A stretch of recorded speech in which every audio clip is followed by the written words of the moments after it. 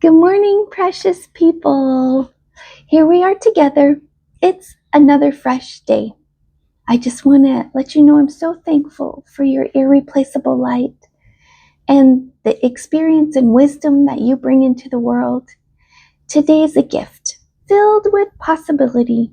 So let's open it with kindness and curiosity. And just remember, everyone you meet is still growing and learning. So let's show some grace to each other.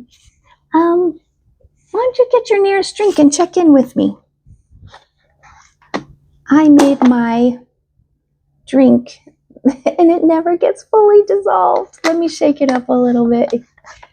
I don't know if you have that same problem. This is a creatine and cognizine, but I think cognizine is like a mixture of different vitamins and minerals, not an actual thing in itself, but it's supposed to help with memory support and obviously creatine. What is it, a protein or something? I don't even know what it is. But yeah, I have a lot of mental fog and like word finding difficulties, things like that. So I feel like this has helped. I also take a supplement, a pill, or 2 little capsules every day of this other supplement. So it's like DIM, DHEA, pregnenolone, some other things in it. So I take that and this. So hopefully you're drinking something that's really good for you today. I already had my coffee. I tried to start this video already, but I got a phone call and then I got texts and then I needed to do some typing. So I'm already way past my time of when I wanted to have this finished. So my coffee's been drank. This is already halfway finished. So I'm deep into my drinks today already. Let's take a deep breath. Let's just check in with ourselves, get ready for the rest of the day. You ready?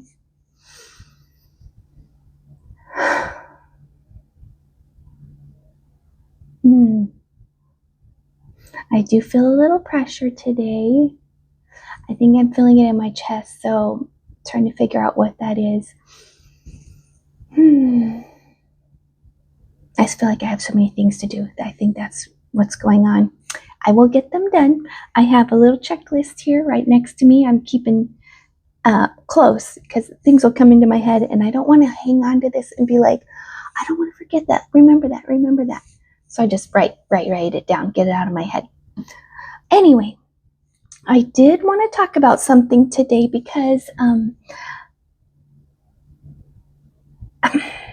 like, how can we fix homelessness? I'm in this space in my county where I'm involved in meetings and volunteering and organizing resources, things like that. And the main group that I'm part of, they have identified 10 root causes of poverty.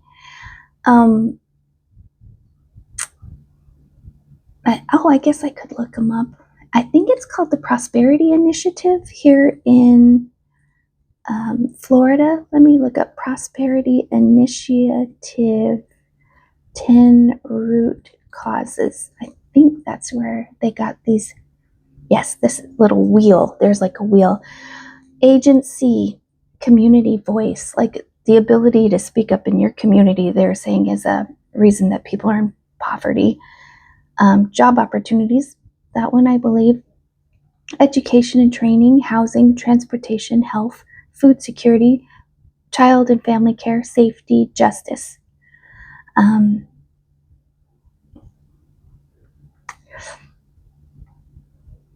So I have thoughts on each one of those, and they can be put into 2 categories.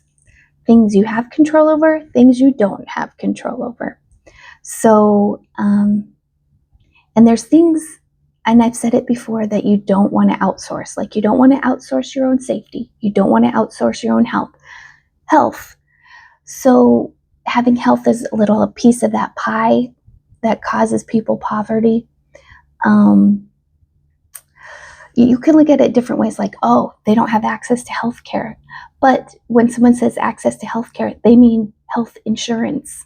That doesn't actually mean health care. Everyone has access to health care. Everyone can go to the hospital, whether you have insurance or not, and be seen in the emergency room if you have a need. There's free clinics. I'm not saying everyone has equal access. I personally have health insurance, health care, and I don't refuse to use it. I'm very hesitant to use it because I have no clue how much what I'm doing is going to cost. I have no clue. Mammogram should be free. When I went and got my mammogram 2 years ago, it was like $1,200. Or was it $1,600? I kept getting bill after bill. Okay, someone else looked at your scans. Okay, because you had a normal mammogram. That was free. I think that one might have been free. Maybe not. And then I had to have the ultrasound. Then I had to have another follow-up. And it was a mess, and it was so expensive. So even when you have health care, who knows? Who knows if you even use it, if you're afraid to use it like I am. But then health, that little piece of the pie, maybe it means, are you healthy? Which is whose responsibility?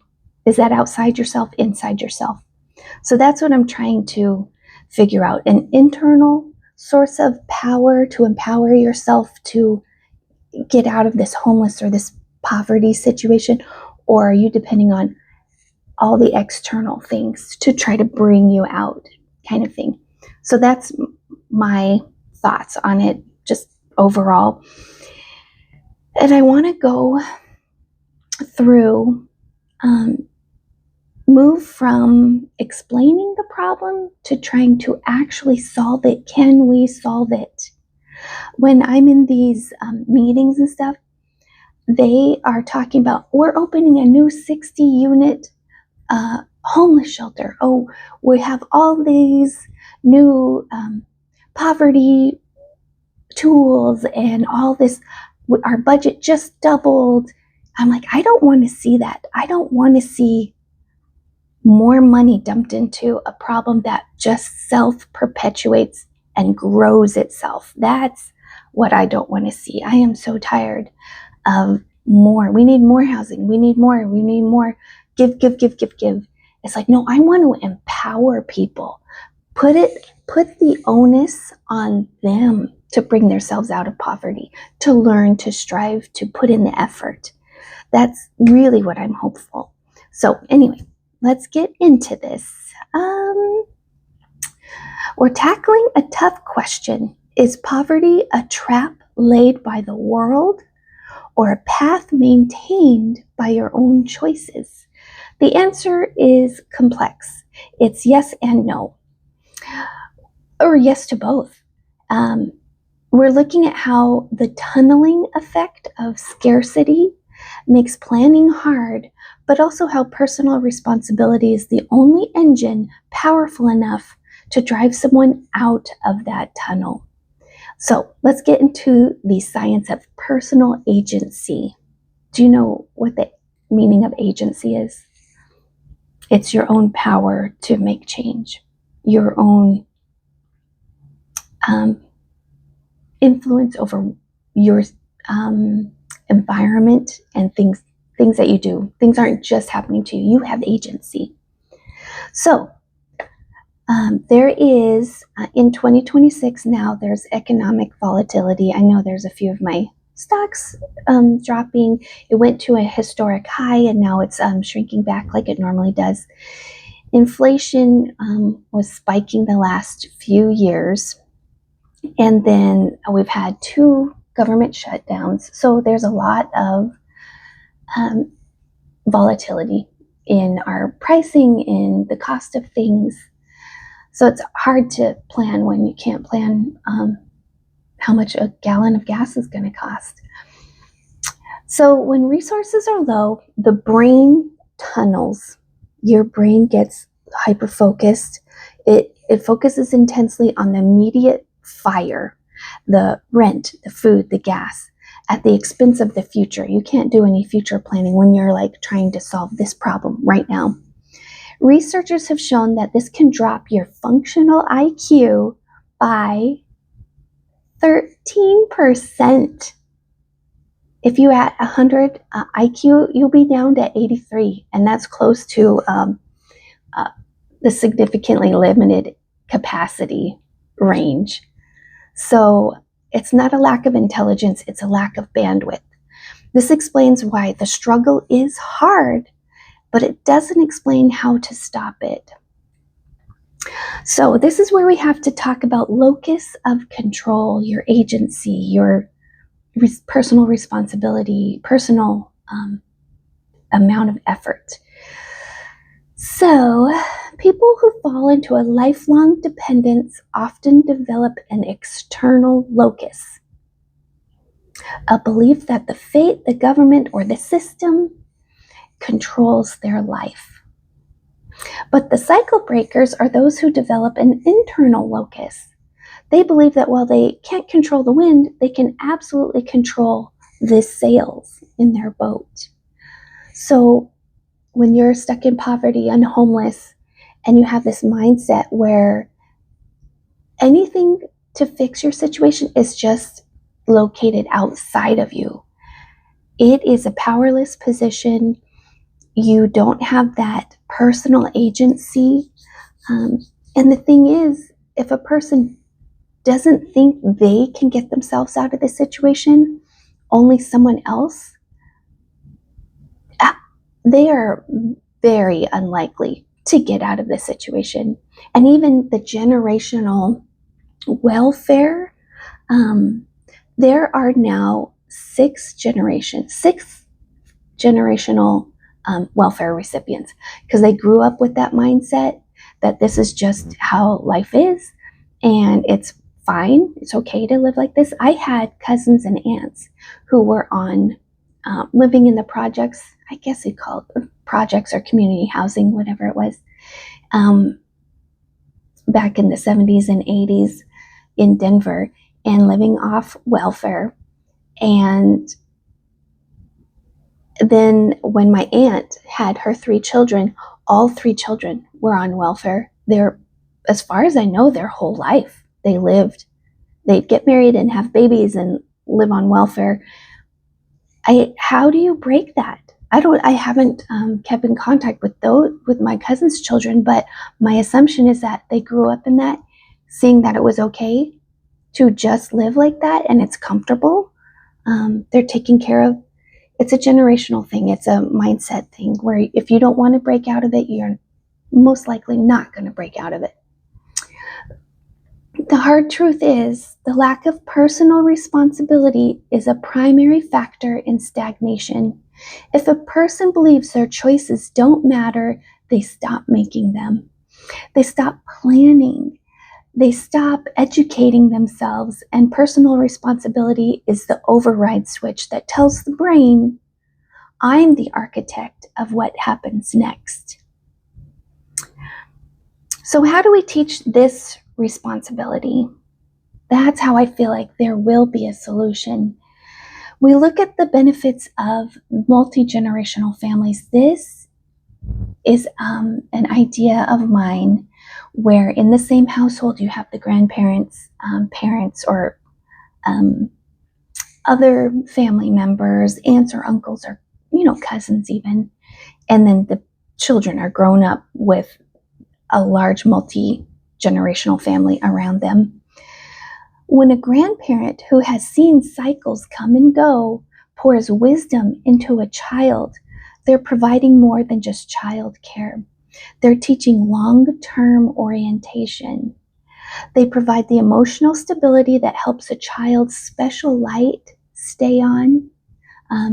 I do believe children who have more interaction with their grandparents are more well-rounded, have a greater worldview, and like that long-term thinking. This protects them from the stress that triggers the scarcity tunnel in the first place. So that when we're talking about like that drop in IQ, that scarcity, that panic thinking that reduces your IQ, being around grandparents, being in a safe, loving home typically will prevent that scarcity tunnel mindset.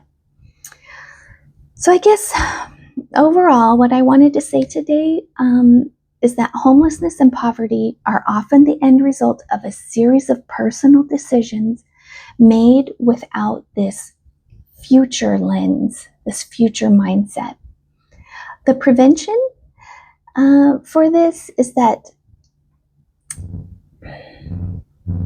education doesn't just teach facts, but if education could teach agency, especially in our public schools, which is most of the children in poverty are going to public schools, except maybe there might be some that's homeschooling.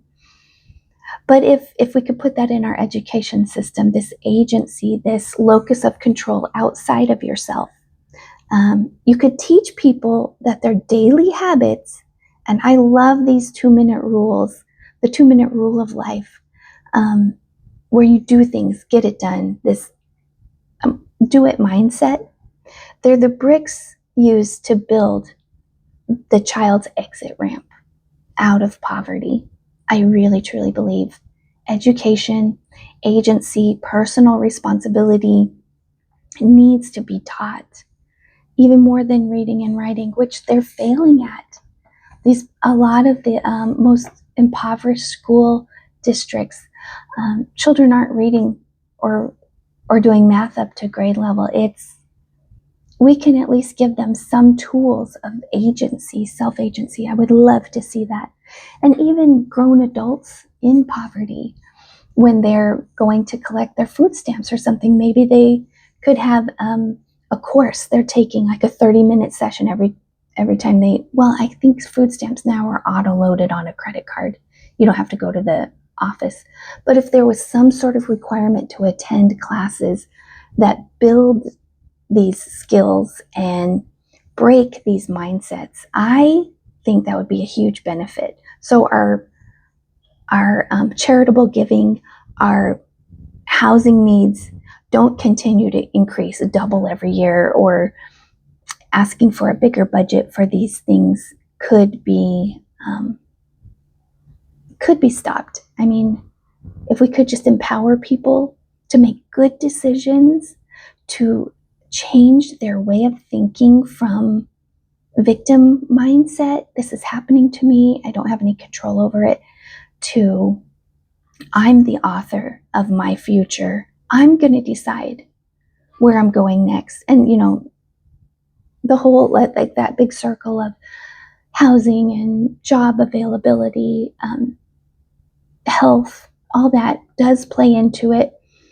But if we can give them all that big wheel of stuff, the whole 10 areas of a prosperity initiative, if we can teach all 10 of those areas how people could have their own control over their situation, it would improve everybody's life, even if it's just a little bit. It could improve every person's life. So I want people to know that they have more power over their life than that like a tunnel mindset lets them believe. So that's my thoughts on the topic. I really would love to solve homelessness in my community. So that's my own personal exertion of power and ability to help people. I'm going to really push for this locus of control. So subscribe, hit that subscribe button, make a comment. Every single day is a chance to keep learning and growing and become more of the wonderful person you are. So I just want you to know the world is better with your light in it. And I'll be here tomorrow. Until then, keep drinking your water, your juices, and have a great day, okay? You're the Lord's precious one. Bye.